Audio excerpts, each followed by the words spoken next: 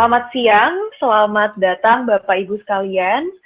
Terima kasih telah bergabung dalam sesi dialog perdana tentang ekonomi dan pembangunan Provinsi Sulawesi Utara 2020. This webinar is organized for us to hear from the stakeholders, the government, the Apindo, and the academics to see how we government, a province like North Sulawesi will best adapt to these changing circumstances.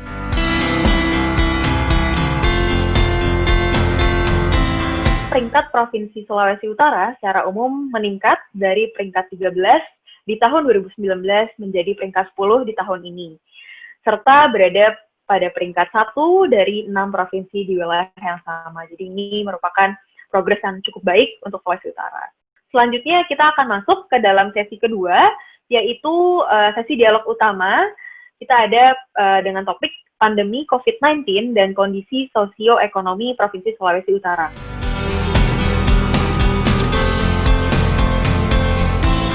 Ini sektor yang terdampak tadi sudah disampaikan juga bahwa dampaknya pada sektor perdagangan, transportasi, akomodasi makan minum, kemudian jasa lainnya, dan tentunya sektor industri.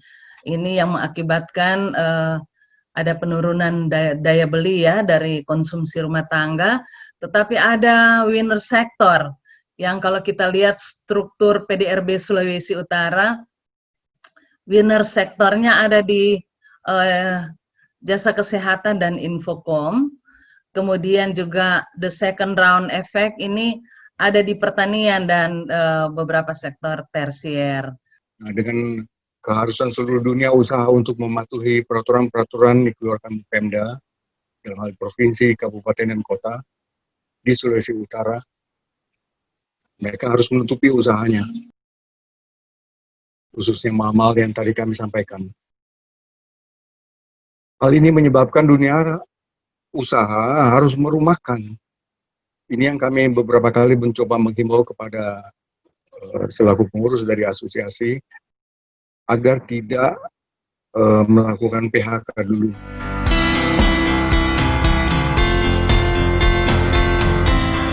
Jadi di era new normal ini saya kira peran pemerintah harus lebih besar. Dan kita harus mengarahkan masyarakat untuk mulai berbisnis secara online. Ini yang penting karena ini trennya sudah ke sana. Ya. Kalau pertanian masih ke offline, sekarang harus didorong untuk mereka online dan usaha mikro kecil. Sehingga kita membangun model bisnis baru dan kita memiliki narasi baru di dalam UMKM. Lanjut, Bu. Hal yang kedua yaitu intensifikasi sinergitas. Setiap minggu bila perlu. Antara dunia usaha dan pemerintah, provinsi, kabupaten, kota, sebelum akhir tahun 2020. Dalam apa? Dalam menghadapi krisis tersebut di atas.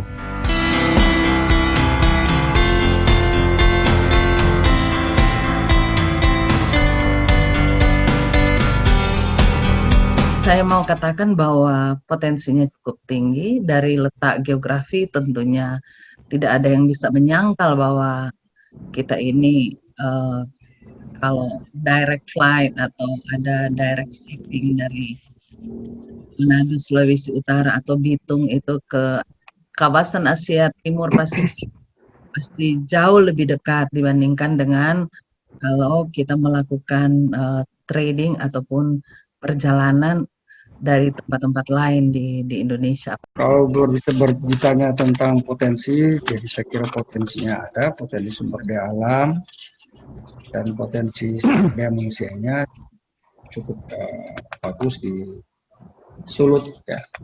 Dan memang untuk mengembangkan ekonomi daerah kita perlu ada kerjasama yang saling